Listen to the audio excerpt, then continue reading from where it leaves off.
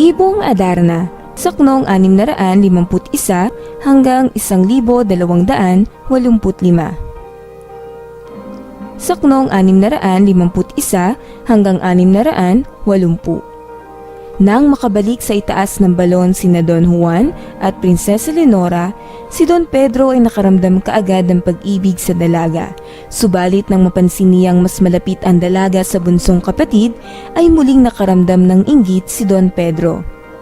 Hindi pa man nakalalayo ang 5 sa balon ay naalala ni Prinsesa Leonora na ang pamana ng kanyang ina na diamanting singsing ay kanyang naiwan. Pinilit ni Don Juan kahit ayaw pa ni Prinsesa Leonora na siya'y bumaba muli sa balon upang balikan ito. Dahil sa inggit ay nagawang patiri ni Don Pedro ang tali na gamit ni Don Juan sa pagbaba nito sa balon. Saknong 681 hanggang 729. Nakadama ng matinding galit si Prinsesa Leonora sa ginawang pagkataksi ni Don Pedro sa kanyang kapatid. Ninais ng dalaga na sundan si Don Juan sa balon, subalit hinawakan siya ng mahigpit ni Don Pedro na kahit anong pagpupmiglas niya ay hindi siya makawala, hanggang sa siya ay mahimatay. Nagising si Prinsesa Leonora na nasa bisig na ni Don Pedro at pinangako sa prinsesa na siya ay magiging reyna ng Brabania. Bago lisanin ng balon, ay inutusan ng prinsesa ang kanyang lobong engkantada na iligtas si Don Juan. Nanaginip si Haring Fernando na ang bunsong anak ay muli na namang pinagtaksilan kahit pa ito'y uliran sa kabaitan. Dumating na sa kaharian ng Brabania sina Don Pedro, Don Diego, Doña Juana at Doña Leonora. Muling nagsinungaling si Don Pedro na hindi nila natagpuan si Don Juan, sa halip ay ang dalawang prinsesa ang kanilang naligtas mula sa higante at serpiente. Hiniling ng dalawang prinsipe na sila ay maikasal sa dalawang prinsesa sa lalong madaling panahon, si Don Pedro kay Prinsesa Leonora at Don Diego kay Prinsesa Juana. Hiniling naman ni Prinsesa Leonora sa hari na ipagpaliban muna ang kasal nila ni Don Pedro ng 7 taon dahil sa kanyang panata. Sumang-ayon ang hari at itinakda ang kasal ni Doña Juana at Don Diego na umabot ng 9 na araw ang pagdiriwang. Saknong 730 hanggang 746. Sa kabilang dako ng balon matatagpuan si Don Juan na duguan at lamog ang katawan. Mabilis na tumungo sa ilog Jordan ang lobong alaga ni Prinsesa Leonora upang magsalok ng tubig. Kahit na mahigpit ang tagabantay ng ilog ay nagawang punuin ng lobo ang 3 bote ng tubig. Ipinahid kaagad ng lobo ang tubig kay Don Juan at mabilis na gumaling ang mga sugat at nagbalik ang lakas nito. Niyakap ni Don Juan ng lobo at saka binalikan ng singsing sa palasyo. Nang sila'y makaahon sa balon ay nagpaalam na rin sila sa isa't isa. Saknong 747 hanggang 776. Pabalik na si Don Juan sa Brabania nang siya'y makaramdam ng pagod.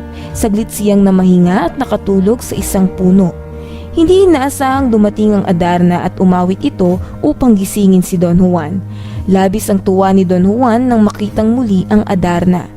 Umawit ang Adarna at isinalaysay ang dahilan ng kanyang pag-alis sa kaharian. Sa pag-awit din ng Adarna ay inutusan niya si Don Juan na maglakbay sa malayong kaharian sa silangan. Kanyang matatagpuan ang 3 prinsesa na sina Isabel, Juana at Maria Blanca na anak ni Haring Salermo na isang tuso.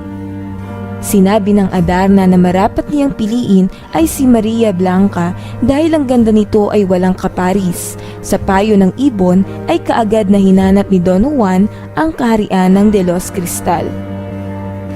Saknong 777 hanggang 772.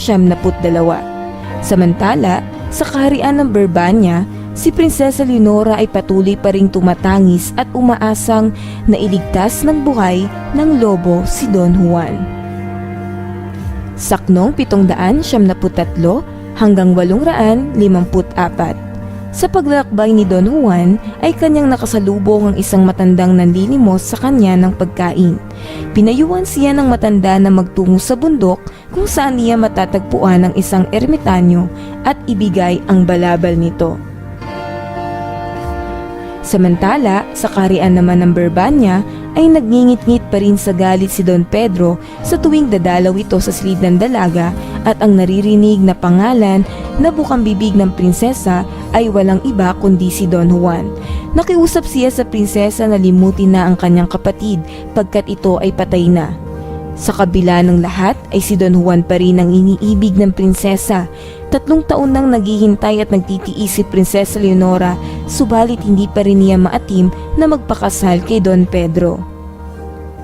Saknong 855 hanggang 935. 5 buwan inabot ang paglalakbay ni Don Juan bago niya natagpuan ang bundok ng ermitanyong pag-aabutan ng balabal. Hindi nababatid ng ermitanyo ang kaharian na kanyang hinahanap kahit pinagtanong na niya sa lahat ng hayop na kanyang nasasakupan. Pinatungo ng ermitanyo si Don Juan sa ikapitong bundok kung nasaan ang kanyang kapatid. Hinatid si Don Juan ng isang olikornyo, isang mahiwagang ibon, bitbit ang isang panibagong balabal. Narating na nga ni Don Juan ang ikapitong bundok at binigay sa matanda ang dalang balabal. Sa tulong ng agila ay nabatid din ang kahariang hinahanap sapagkat ito'y napuntahan na pala ng agila. Ang prinsipe hinatid ng agila sa kaharian ng Reino de los Cristal at sila'y nakarating sa banyo ni Maria Blanca. Saknong 936 hanggang 987. Sumapit na ang oras ng pagdating ng prinsesa at si Don Juan ay nabighani at umibig kaagad sa sakdal ganda ng dalaga. Dala ng tukso, nagawa pang pagnakawan ng damit ang dalaga. Pinatawad at labis ding umibig si Prinsesa Maria kay Don Juan, kaya naman itinuro nito sa binata na dapat niyang iwasan na pumasok sa kaharian ni Haring Salermo upang hindi maging bato gaya ng mga nagdaan niyang manliligaw. Saknong 988 hanggang 1060. Binigyang pagsubok ni Haring Salermo si Don Juan bago makuha ng tuluyan ang kamay ni Maria Blanca. Una, pagpapatubo ng trigo at kailangan niyang magawa itong tinapay ng isang gabi lamang. Dahil sa taglay na mahika Blanca ng prinsesa ay napagtagumpayan ni Don Juan ang unang hamon ng kanyang amang hari. Kinagabihan din ay kaagad nagkaroon ng tinapay sa hapag ni Haring Salermo. Saknong 1061 hanggang 1285. Para sa ikalawang pagsubok, kinakailangang maibalik kinaumagahan sa sisidlan ng alak ang 12 negritong maliliit na pinawalan ng hari sa dagat. Sa pamamagitan ng pagtawag lamang ng prinsesa sa mga negrito ay kaagad nagsibalik sa sisidlan ang mga ito.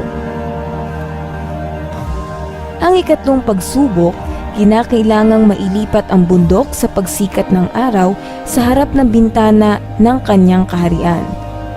Sa pamamagitan muli ng kapangyarihang taglay ni Maria Blanca ay naiurong nito ang bundok sa harap ng bintana ng hari. Para sa ikaapat na pagsubok, ay kinakailangang ibalik ang bundok sa gitna ng karagatan at kinakailangan niyan lumikha muli ng isang kaharian na may lansangang daraanan mula sa kaharian ng De los Cristal. Tumulong muli sa pagsubok si Maria Blanca kaya ito ay napagtagumpayan ni Don Juan.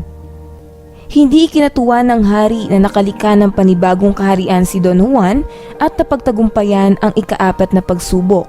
Kaya naman sinadya niyang ilaglag sa dagat ang singsing at ipinahanap ito bilang ikalimang hamon. Sinabihan ng prinsesa na tadtarin siya at huwag matulog para makuha ang singsing. Habang hinahanap ni Doña Maria ang singsing ay nakatulog si Don Juan at hindi niya nakuha ang singsing. Dahil dito, nagalit si Doña Maria. Ngunit nangibabaw pa rin ang pagmamahal ng prinsesa sa prinsipe. Kaya muling nagpatadtad ang prinsesa. Nakuha nila ang singsing pero nawala ang dulo ng daliri ni Doña Maria dahil sa pagmamadali ni Don Juan sa pagtadtad. Nang magising ang hari ay nasa kanyang tabi na ang singsing. Para sa ika-6 na pagsubok, binigyan ng isang kautusan ng prinsipe na paamuhin ng kabayo. Ang kabayong iyon ay walang iba kundi si Haring Salermo. Hinampas ng prinsipe ang ulo ng kabayo hanggang sa ito ay manghina at maluha. Nalampasan itong muli ni Don Juan sa tulong muli ni Prinsesa Maria pagkat tinuro nito ang mga dapat gawin upang mapaamo ang kabayo o ang kanyang amang hari. Dinalaw ni Prinsesa Maria Blanca si Don Juan ng gabing iyon upang ipabatid dito na ang hamon ng kanyang ama ay nagwakas na rin at siya ay ipasusundo bukas ng umaga upang sila ay magharap ng hari. Sa wakas, maaari na siyang tumuloy sa kaharian. Makikita raw na si Haring Salermo na hinang-hina dahil sa paggapi na ginawa ni Don Juan, masakit ang katawan nito at mabigat ang karamdaman.